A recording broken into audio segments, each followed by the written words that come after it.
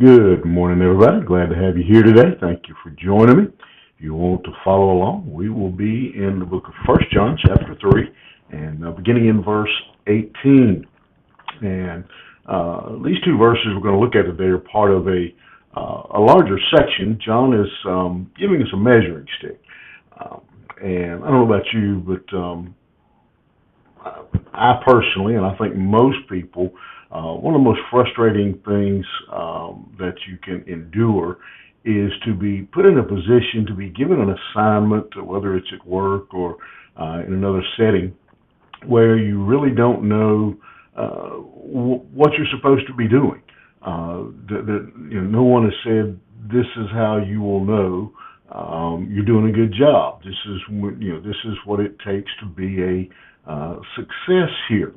And it's very frustrating for most people. We like to have some idea of what doing our job correctly looks like. And that's exactly, I think, what John is doing here is giving us that kind of standard, is showing us exactly what it means if we have a clean heart, if we are genuinely following God, if we are a believer. And he says here in verse 18, little children, let us not love in word or talk, but in deed and in truth.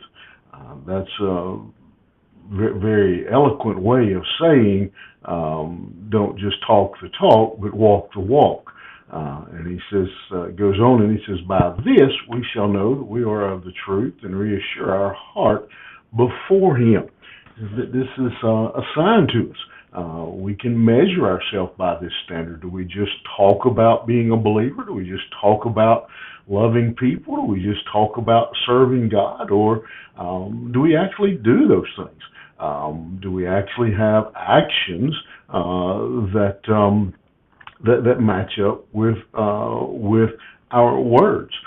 Anyone can tell someone, for example, that I love you. Anyone can say that. And in fact, I'm sure you, just like I have, I've had people tell me they love me before. And in my heart, I'm thinking, well, you got a funny way of showing it. Or a funny way of not showing it, I guess. And so that's what he's saying here. If we really love God, we're not just going to love others. We're not just going to say we love others, but they're actually going to know that we love them by our actions, by how we help. A lot of people, we look around and for example, in just this past year, we have seen a number of disasters really across the nation, whether it was the wildfires out west or the wildfires in the mountains of North Carolina and upstate South Carolina, whether it was the hurricane come through western North Carolina, the flooding. I didn't hear anybody say, "Oh, they deserved it." Most people seem to be genuinely concerned about the folks in these areas who were impacted, who lost their homes, who lost everything. But it's one thing to say I care. It's one thing to say I'm concerned about these people, and it is another thing altogether to actually take action to help others who are in need. So he's saying here we don't just talk about loving the world. We don't just talk about having compassion. We actually live our life in a way that shows that we have that love, that compassion, that we love God, and therefore we love others.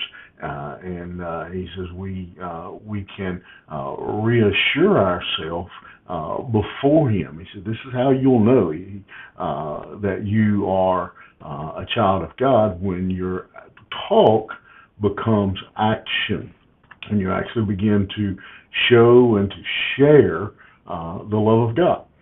again, anyone can say it, but not just everyone actually goes out and lives it. Keep that in mind today. Let's not just be those that love in word or in talk, but let's love our neighbor. Let's love the unlovable even in deed and in truth. Think about it. Have a good day. We'll see you here tomorrow morning.